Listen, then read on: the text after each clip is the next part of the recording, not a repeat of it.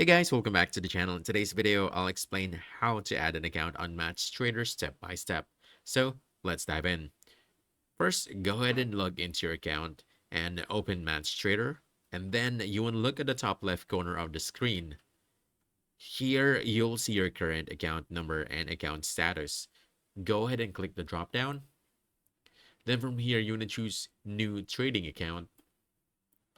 And then from here, just simply choose the account type. So you can have a trading account or a challenge account. Then the offer type, it could be live or demo. And then finally, just choose an offer. So it could be match trader demo.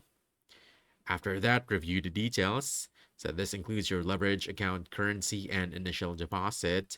And once everything looks good, just go ahead and click on Open New Account. And that's it.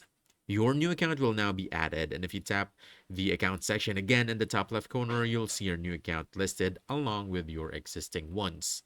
So that's about it. If you found this helpful, don't forget to hit that like button, subscribe for more quick guides, and I'll see you in the next one. Thanks.